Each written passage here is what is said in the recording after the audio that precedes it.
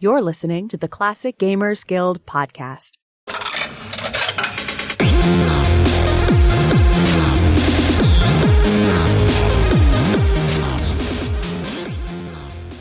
Hello and welcome to the Classic Gamers Guild. This is Anna and I'm here with Rick and Paul. How's it going, guys? Hey. Hey. What's up, dude? How's it going, man? Paul, how's it going? I can only hope to be as nonchalant as that was. It was dripping cool. Sweet. I'm bloody great. I'm great. How are you? Who's gonna ask how you are? You, apparently. I'm fantastic. I'm happy to be here. So on this episode, we're going to talk about games that are good, but forgot to be fun. I hate when that happens. And this doesn't mean just great when you look at it on the back of the box. You have to have been at least impressed when you're playing it. There's got to be something that you like about the game, something that made it a really good, well-made game. It's just maybe at some point you realized you just weren't having any fun playing it. Mm-hmm. I think that's sort of key to note in all this is a sort of like, it is actually, we admit these are great games. They're really good. Or at least I am. I don't know about you guys, but I admit that all of my picks are like, they're great games. So don't be too offended by the fact that we point them out because they're awesome. It's just that they weren't actually fun. And, or at least not to us. Maybe it was to you. Actually, I know that people think that the games I picked were like really fun and well, that's kind of your problem, but, not mine. Well, it is my problem because I'm the one who had to play them and they weren't fun. So that was my problem. Yeah, and that's a good disclaimer too. It's like they're great on paper and they might have been great to you. It's just we, for some reason or another, didn't have a spot of fun playing them. And, could have been down to, stomach cramps at the time. I don't know. Yeah. No, there's no scapegoats. We just didn't have fun with them. Yeah, it's like the entire time we were playing them, we felt exactly like how Paul sounds right now. I hope you're doing okay there, Paul, because you sound a little bit dead. I just really encaptured the way you started the podcast with the I'm fine. It just absorbed me, went into my bones, and now I'm just like, what's the bloody point? I'm an energy vampire. See, now that I've taken your energy, see how full of energy I am now? This is podcast that you co-hosted and didn't have fun with Paul. It was good. It just really wasn't that fun. No, I think if anything, hopefully our podcast is the reverse of that. Like it might not be that great, but at least we hope people are having fun. Mm-hmm. Yeah, exactly. We're not experts on any of this stuff. We just choose to talk about it and try and make it fun. Yeah. Every now and then we'll say the wrong thing, get some facts mixed up or make fun of somebody's name. But, sorry, Highlander, my bad. If it makes you feel any better, I forgot about Highlander too. I'm just not going to say anything because that'll just make it worse. Well, when we first brought up the idea of doing this episode, the first game that ended up occurring to me was a game that came out in 1989 called Populous. Have either of you guys played that? Technically, yes. Mm-hmm. I've recently Googled it, so... That counts, yeah. I did play it back when abandonware was a lot more rampant and my moral ethics were a lot looser in terms of playing games that I didn't actually buy. Mm-hmm. But I'd always heard of Populous from back in the day. It was like a big deal. It was a big thing. So I was like, finally I had a chance to play it. Mm-hmm. And since it wasn't really a legit copy...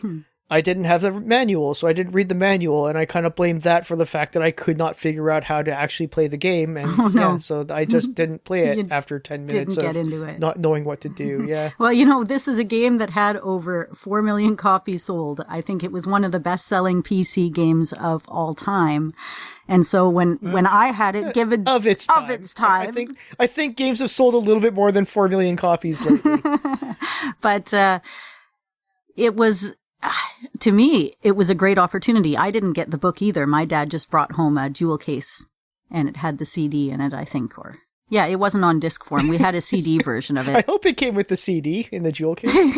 Well, an empty jewel case would have sucked. Well, I mean, I guess they do that now when they sell you boxes and they come with like a code or something. Yeah. But I was like, this is a chance to play God. I've never heard of anything like that. It was like SimCity meets being able to rule the universe. And I put it... If only there were a game that was like SimCity, but you got to play a god. Yeah, imagine that, right? But it's like, okay, I don't know. I'm going to say, did any of you play it? But I'm going to guess a lot of you listeners did play it, because if it sold that many copies, you must have. And hey, maybe I'm wrong, but I put it on, and all of the UI, the layout, I remember it being on the screen. You'd get like a little tile that you could work from, and all the commands would be on the screen, but on tiles. So it kind of had this 3D effect right from the get-go that I really think that they were trying to impress people with. And it all did make it look marvelously mystical, and kind of started sort of easy, and you'd flip through the pages and flip through the tiles and manage your little neighborhoods, and it would get harder and harder and harder until it was impossible. And I think that's how you won, because it got so hard you couldn't play anymore. And if you could get beyond the first 30, you were probably godlike yourself. But I think there's like 500 actual levels in the game. And hey, if somebody out there finished this game, like for real finished it, I would love to hear that. It sounds like it started like a trend of making just enormous games where the exit strategy is that you just walk away because it got too hard. Like it's a weird sales pitch for me when they're like, the Elder Scrolls is over 700 hours of gameplay. I'm like, I'm out. As soon as you say that, I'm out. That's not appealing to me. Like I don't have 700 hours. And if I did, I wouldn't be doing that. I apologize. I lied earlier. I didn't Google it previously, but I did just now Google it when you said them things. And it's got one of those awesome box art covers that makes you, I could see myself being disappointed in this game because of how great the cover is. Like nothing can live up to the cover I'm looking at. It's really cool. It is. It's got a great cover and such a great game. The company, they even tried making a board game. It was all like Lego style. So you'd play it with little Lego pieces and stuff, but it didn't end up going through. Ooh, that sounds infuriating. Oh, I see what you mean. I'm not sure if I've ever seen the box art before. Yeah, it's pretty. And now I do, and it's just sort of like, wow, that looks like a totally different game than what I played.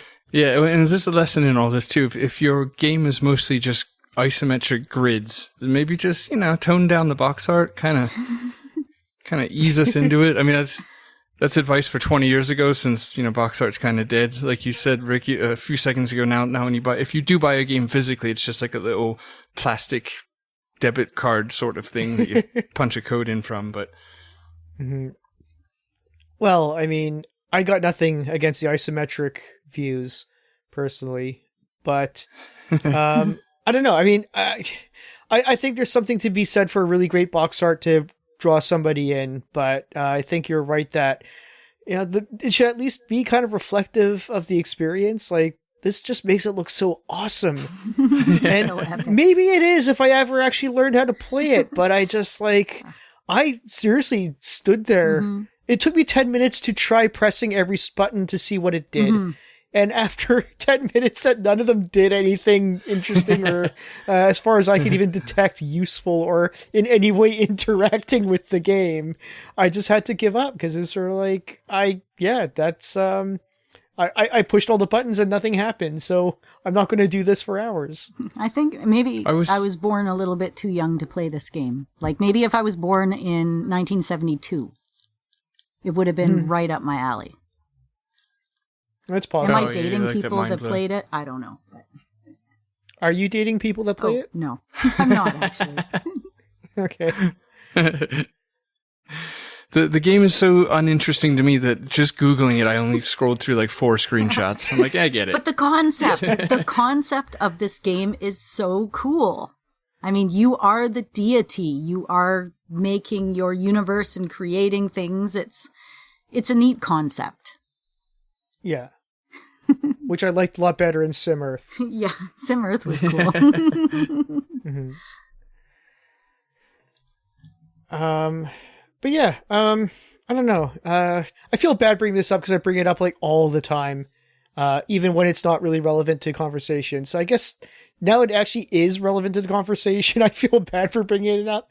The least surprise ever is, for me, would be Grand Theft Auto, San Andreas, and onwards. Yeah. I can't say anything about 5 because I just didn't even bother playing it. I played a bit of 4, and I did give San Andreas a good go because I really wanted to like it because I loved Grand Theft Auto 3. I loved Grand Theft Auto Vice City. Hell, I loved Grand Theft Auto 1. They were fun. They were like some of the most fun games. Like, I mean, I have memories of playing it in my best friend's basement. We just didn't even really spend time on the actual missions very much. We would just go on rampages, find ramps to drive off of, steal cars, and just be like assholes and psychopaths. And it was fun.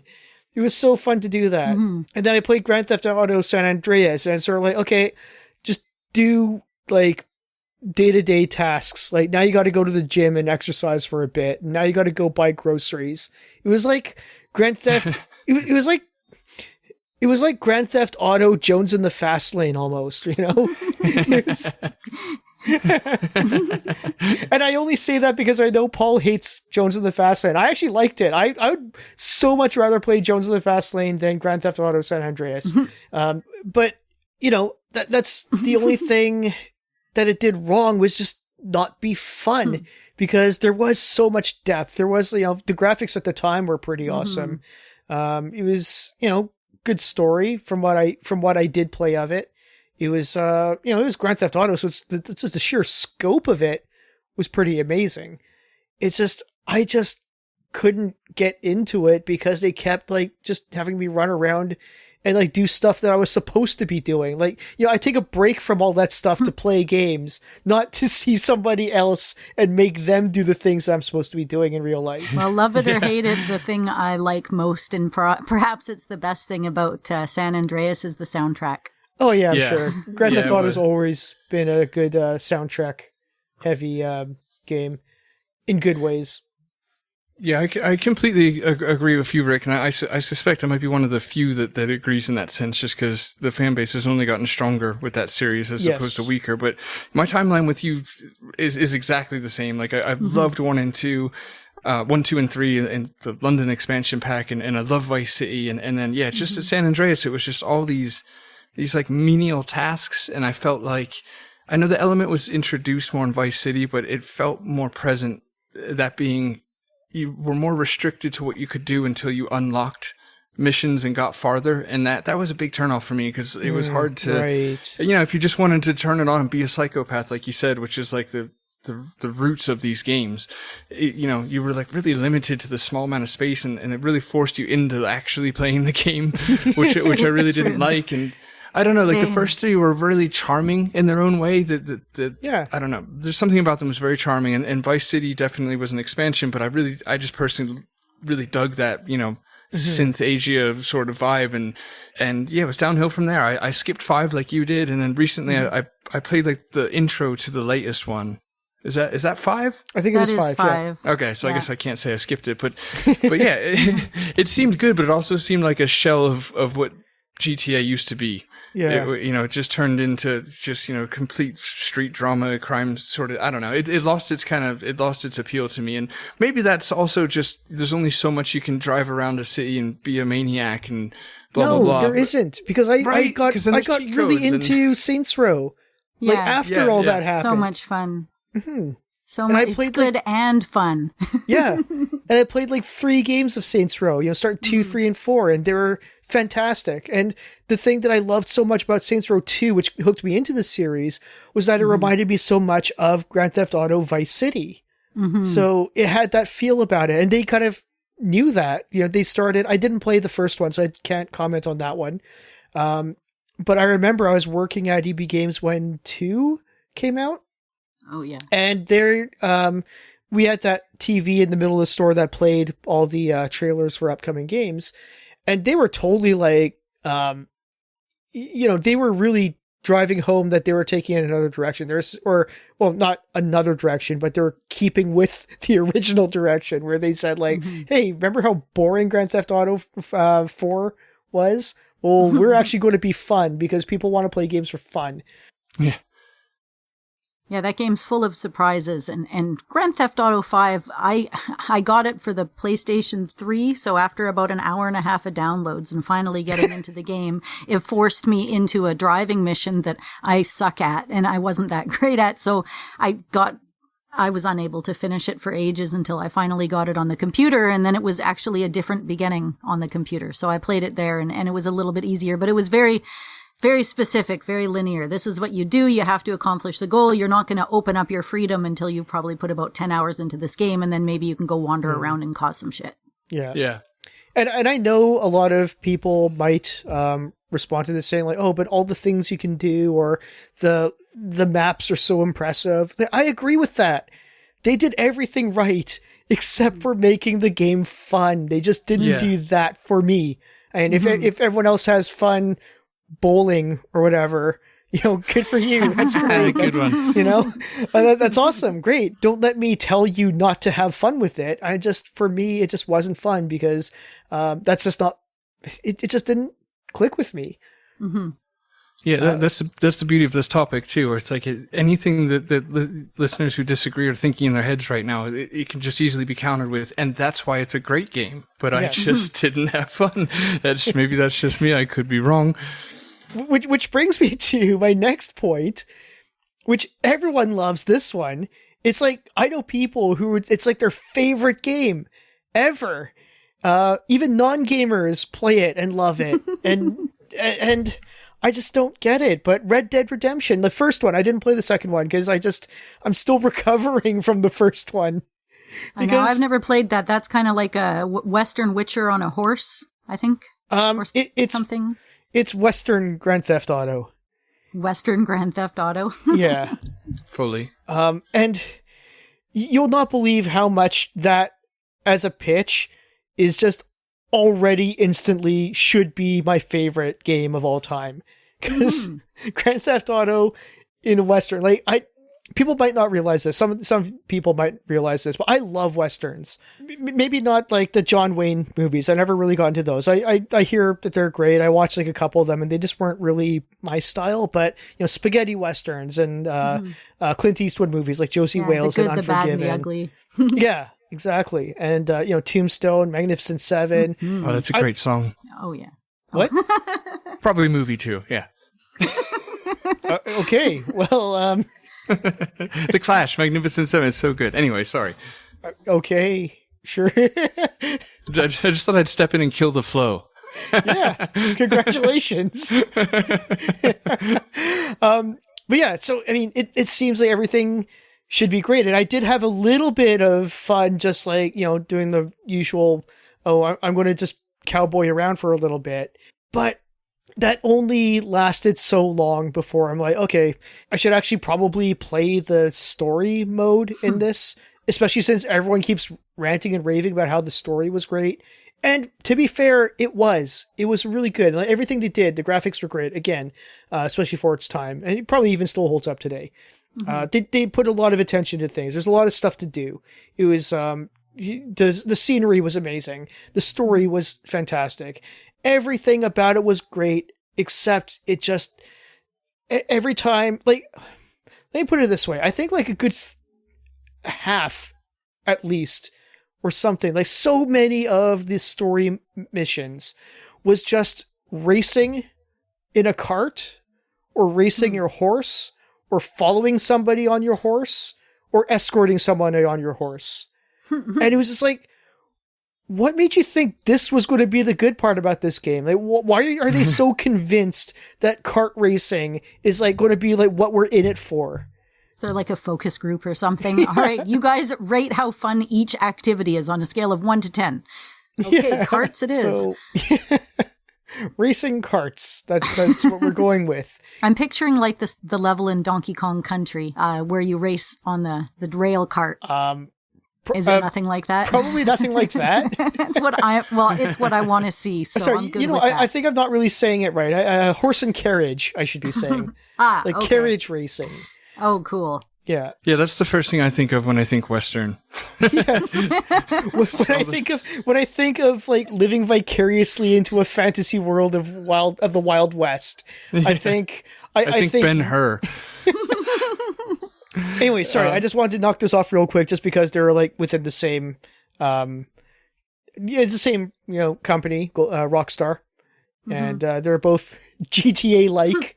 They're both imitations of Grand Theft Auto.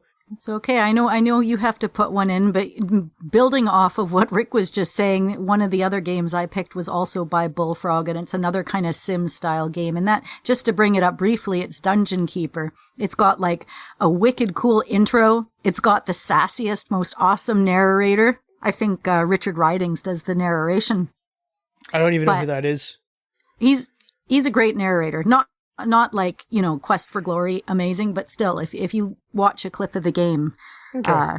Yeah, he's quite good. And you get to be the villain again, and you're building dungeons, and my dad brought it home, and we both loaded it up, and then it's again, you're building, it's a sim style game, and it's kind of hard. So do you just not like sim style games? I love sim style games, and I expected to like this game, and I guess I have a bit of a hate on for Bullfrog because I'm not smart enough for you guys. Don't judge me because I'm not the brightest. Well, I mean, you play Civ and Alpha Centauri, so it's clearly not the mistake. The problem's not with you. Oh, I'm trying. I thought it was going to be the coolest thing. There's just creatures that are naturally enemies with other creatures. There's cool world maps. There's neat options. There's just all sorts of reasons why my dad and I both should have loved this game. And neither of you did? Neither of us did. We both tried so hard to. I see. Yeah. Wait, he didn't tell you that you wouldn't like it first this time, did he? No, this one we tried together. No, because then I never would have tried. Oh, yeah, this thing sucks. Pfft, whatever. No. And Anna, to what you were saying, I'm kind of like, I kind of have the opinion of sim games as a whole to what you've been describing kind of so far, just with the two coincidental examples being sim games, because I don't know. I don't know what I think they're going to be. I guess back to that, the box art, I think I just think they're going to be more, I don't know, less of just a blank piece of paper and more, Yeah, I got to think, but I want to play. Yeah, exactly. It just feels like you got to put a lot of work in before you can get to any sort of enjoyment. Mm-hmm. All right, well, I guess it's bloody my turn to ruffle some feathers with the choice. So I'm going to go with Zach McCracken and the Alien Mindbenders. Right. On paper, it's a really good game. Like, it's got a complex story. It's well interesting. It's got beautiful art.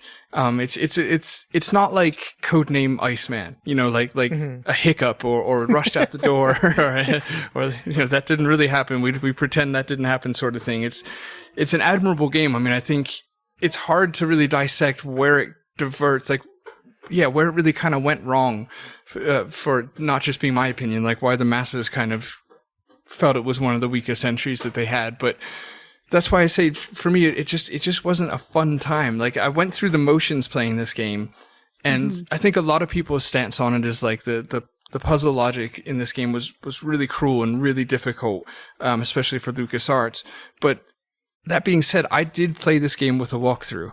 Like, I decided to just kind of get through it and enjoy it that way. So I can't really say that I didn't have fun because the puzzles were hard, because that's not how walkthroughs work. I was told what to do, so I was never really actually frustrated either. So I had a good time going through it. Well, actually, that's just the thing. I didn't have a good time going through it. I don't know. Here's the thing with LucasArts games.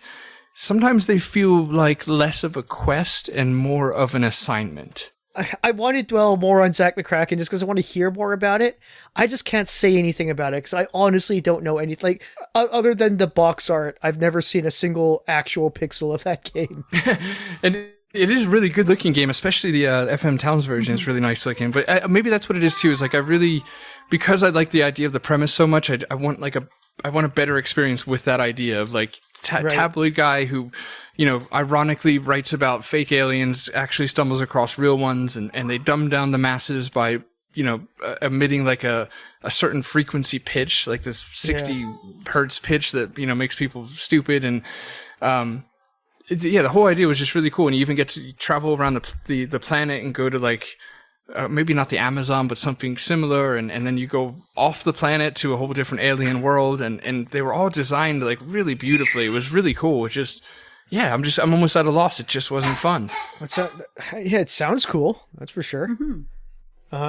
I did have a few games on my mind going into this episode. So it's not like I just got reminded of this game now when you were describing Zach McCracken, but it does strike me as alarmingly similar to a game I played a long time ago called Altered Destiny. And it's a game which, anytime I bring it up, people generally speak positively of it. And again, like you said, the graphics are actually really good. The story I thought is hilarious, or at least the intro, like the actual premise of it is pretty awesome. It's got some cool locations and scenery. It's got a really cool world that really, it tricked me early on into thinking that I really want to get through the game.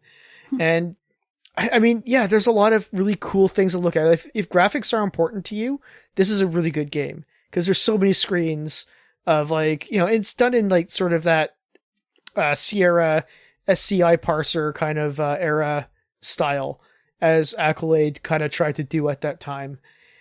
And they did well at the look of it, but it was just, I can't even describe, especially as a Sierra fan, I can't even describe why it's not fun. It just isn't. And I think this is like the first game that really made me realize that there really is something just, I don't know what it is. Maybe somebody else can describe it, but there is definitely this divide between being Sierra and wanting to be Sierra.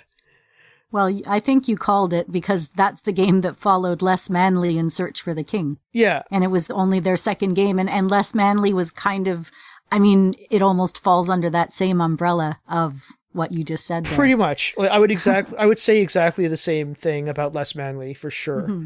Yeah. In fact, I might as well just make it official and say that's one of my picks but I don't even need to go beyond that because everything I said about Altered Destiny, I could say about Less Manly. Mm-hmm.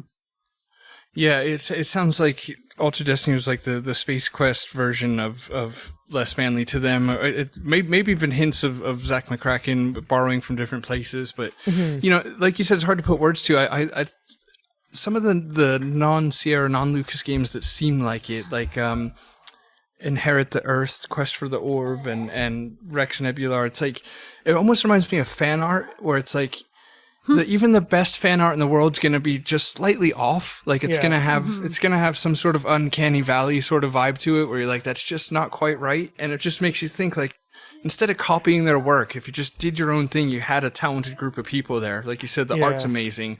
If you just didn't worry about what they were doing. I heard really good things about Inherit the Earth though. Yeah, it's I haven't finished it, but I played a chunk of it, and it was good. It's just I don't know. It just had that same vibe of like you're trying to be something else. Is it trying to be like Space Quest kind of? I mean, I pull up a screenshot. The guy's got blonde hair. I'm like, if Less Manly was Leisure Suit Larry, is this Roger Wilco? Okay, see, I have nothing official on this, but I definitely think that's the case. Like in the sense that I've said quite a few times that Less Manly did itself a disservice by outright, like, pretty much saying that they're trying to be Leisure Suit Larry. Yeah. Because they're not even close. Like, I'm not even saying that in terms of like a quality thing, although that's that too. But I just mean like the story is nothing like Leisure Suit Larry. There was no reason why they should have wanted to be Leisure Suit Larry, but they shamelessly admitted pretty much. I think like they put Leisure Suit Larry references in their game and all that. And it's like, why? You didn't have to do that at all, right? Yeah. Even as a kid, I popped it on and I'm like, it's not what I'm looking for. And where's the boobies? I expected more boobies. Yeah. But they, so it's like they wanted to be the Accolade's answer to Leisure Suit Larry when they didn't have to because they weren't anything like it. And that's Altered Destiny. It's like, I'm not sure if they came out or in any way, who knows, if any developers on this game can outright say that they had nothing to do and had no desire to be Space Quest. Okay, cool. That's great. But I think because they set the precedent with Less Manly, I always saw Altered Destiny as sort of being their Space Quest, which is like, don't do that. You could have just been your own thing. So I don't want to say that, it's such a ripoff of Space Quest, because they're totally different games, totally different premises and everything. But I did always kind of get that feeling that was their Space Quest. Yeah, we hit the nail on the head by saying they set the precedent with Les Manley. Like we get it. It's not like Space Quest owns sci-fi in the sci-fi genre in adventure games. Like we were totally clear on that. Just because you make a space game in that era of gaming and with pixel art, etc., doesn't mean you're trying to be Space Quest. But like you said, they set the precedent with Les Manley. So it's like I kind of got to assume it at this point that that's, you guys are like the Tab Cola to their.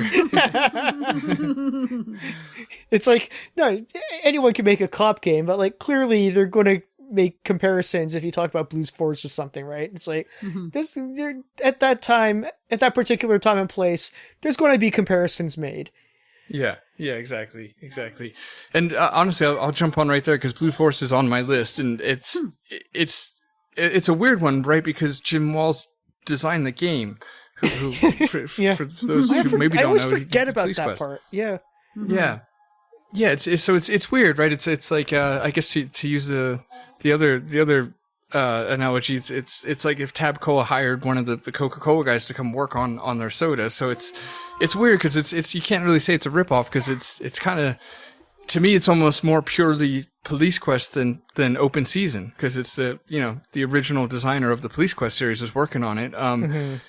And it, I don't even know that it had that weird, uncanny sort of vibe about it, or rip-off vibe. It kind of didn't. It was really clean, just really well done, but just it was missing some magic. It was missing like some lightning in a bottle stuff that happened at Sierra, which is weird, right? Because Sierra was notoriously just a bunch of people who landed there by chance. It wasn't in the middle of New York City with the biggest and best in their field. It was just, someone like Scott Murphy was like working in a bloody diner or something and just forced his way into the job and, co-designed some awesome games. That's kind of the story with everyone at Sierra, which is just sort of fluke. So it's weird to say that why they had that magic, but I feel like the people with experience that guided Jim Wells to making the first 3 Police Quest games great weren't at Tsunami, who developed Blue Force to help guide it into a better direction. Because from what I understand, what lots of people say is that Jim Wells was like a fantastic storyteller. I don't think in like a novelist sort of way, but in like a barbecue sort of way where he's the guy just with the loud voice going off telling long tales of times past or whatever. And so it was just missing something because on paper it was great. It was not frustrating. It was a really nice blend of like LucasArts and Sierra in the sense that it had a little bit of danger and fear of death, but ultimately it was very friendly and forgiving. But it wasn't fun. And I've said it before on these podcasts, so I won't try and make the joke again like it's original, but I will say maybe the fact that you play literally 80% of the game, 90% of the game as a cop who's not a cop at that time take something from it. It's really just a weird scenario where like in the very early stages of the game, you're a motorcycle cop, you get hit by a car, you're injured, so you're put on paid leave to heal up, and that's when you take on this murder and you start investigating a murder. And again, to why it's a good game is because that storyline makes sense. Why would a cop investigate a murder when he's off duty on paid leave and he's injured? Because now is the time that he can finally investigate the murder of his father. The Force doesn't want him to dig up this 20-year-old case, on the clock. So now's a great time to use his skills. And so, I mean, it really actually does make sense, but it's still just not that fun.